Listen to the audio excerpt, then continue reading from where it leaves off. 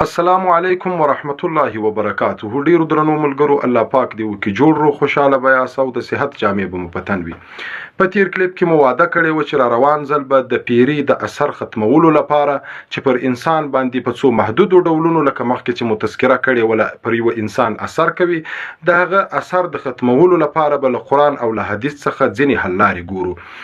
تر هر څه مخه باید ووایو چې قرآن مجید په مختلفو آیاتونو کې دا شاهدی ورکوي چې جن یا پیری پر هغه انسان یا هغه کورنۍ باندې تسلط کولای شي، په څو محدودو ډولونو چې موږ یې تذکره کړې و اثر کولای شي، په څو محدودو ډولونو پر هغه کورنۍ یا انسان باندې اثر کولای شي چې هغه له دیندارۍ څخه لري وي، هغه د الله پاک جل جلاله له لارې څخه خپل لار جلا کړی وي. د قرآن مجید مختلف آیاتونه وایو چې هغه آیاتونه همدغه وایي چې کم انسان یا کوم کورنۍ د الله پاک جل جلاله له ذکر، د الله پاک جل جلاله له یادونې څخه لري وي، شیطان پر هغوی باندې اثر اندازه کیږي. الله پاک جل جلاله په قرآن مجید کې یو ځل وفرمایل ان عبادی لیس لك علیهم سلطان. شیطان ته وایي چې زما پر نږدو بندگانو باندې ته هیڅ سلطه او اثر نسي کولای. دوهم ځل الله پاک جل جلاله په قرآن مجید کې وفرمایل انه لیس له سلطان علی الذین آمنوا وعلى ربهم يتوکلون. هغه انسانان چې هغه پر الله جل جلاله باندې پر باور لري او پر الله جل جلاله باندې پر توکل کوي، پر هغه باندې شیطان هیڅ وخت اثر نسی غورځولای. بل ځای د شیطان په قول دی چې شیطان وایي زه به پر هغو انسانانو باندې چې الله جل جلاله پر مځکه باندې را پر پیدا کړي پر ټولو باندې خپل اثر ور پیدا کم الا عبادک المخلصین. الله پاک ته وی یوازې ستا نږدې بندگان زه په خپل گرفت کې نسم راوستای، هغه زه متاثر کولای نسم. بل ځای الله جل جلاله په قرآن مجید کې فرمای ان الله يدافع عن الذين امنوا. الله پاک له هغو خلکو څخه چې هغه پر ایمان لري، پر الله پاک جل جلاله پر باور لري، له هغو څخه دفاع کوي. بل ځای الله جل جلاله په قرآن مجید کې فرمای ان الذين اتقوا اذا مسهم طائف من الشیطان تذکروا. هغه کسان چې هغوی د الله پر لار باندې روان دي، هغوی ته کچیر شیطان ورنږدې کیږي، کله دی و اثر غورځولو اراده کوي، تذکروا دی الله پاک جل جلاله یادوي. د الله پاک جل جلاله په یادونه باندې شیطان له ځانه څخه لري کوي. بل ځای الله جل جلاله په قرآن مجید کې فرمای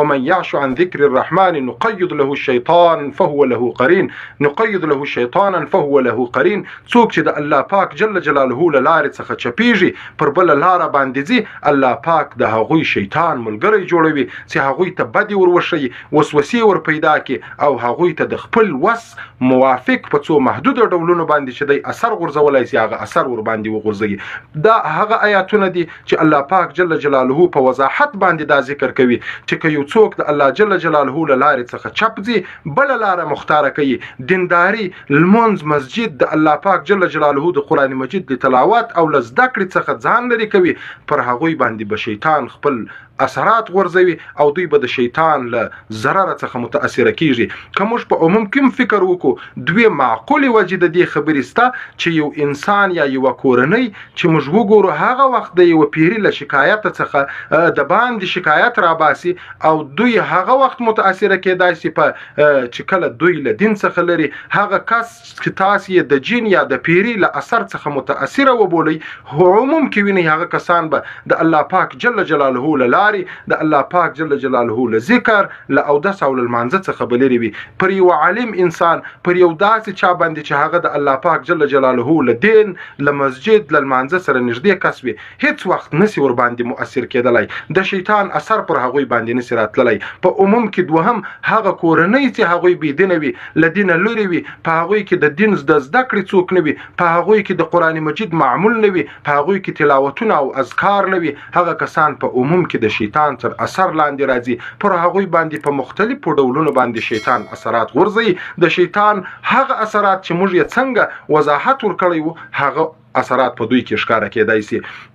د دې شیطان د اثراتو لپاره چې په مختلفو ډولونو باندې پر یو انسان یا پر کورنۍ باندې اثر غورځوي حل لارې څه دي؟ الله جل جلاله په قرآن مجید په دغو ټولو آیاتونو کې هم دغه ور فرمایل چې د شیطان څخه د لرې کېدو لپاره، د یو شیطان څخه د ځان ساتنې لپاره، د هغې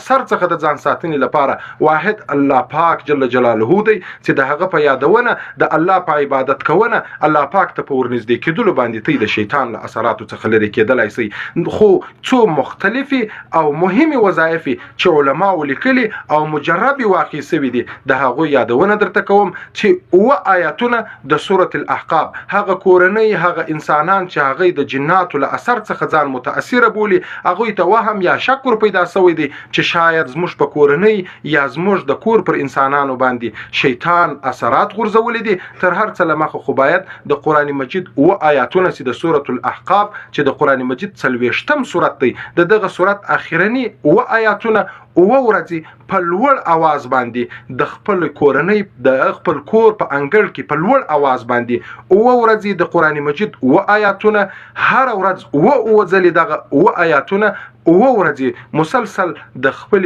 کور په انګړ کې په لوړ आवाज باندې ووایي. خو تر دې لمخه یو بل عمل چې ډیر مجرب دی، د الله جل جلاله رسول صلی الله علیه وسلم و فرمایل چې کله اذان کول کیږي له اذان څخه شیطان زغلی، نو تر دې لمخه چې دغه او آیاتونه د خپل کور په انګړ کې وایو، تر دې وړاندې باید د خپل کور د خپل سرای په 4 کنجانو کې په لوړ غږ باندې اذان وکړو چې د الله رسول صلی الله علیه وسلم ویل دي څخه شیطان زغلی. کله چې مو په دغه 4 کنجانو د خپل سرای د هر کنج کې اذان وکړ، له هغه وروسته به بیا د خپل په سرای په انګړ کې دغه د سورة الاحقاف او اخرنی آیاتونه په لوړ आवाज باندې او واري مکرر په او ورځ کې ووایاست. ان شاء الله العزیز تاسو ته به ډیره مثبت نتیجه درکې او له دغه اثراتو چې تاسو د شیطان یا د جن اثرات بولي ان شاء الله ورڅخه خلاص بسئ. تر بیا پورې د خدای په امان پر لوی رب مسپارم.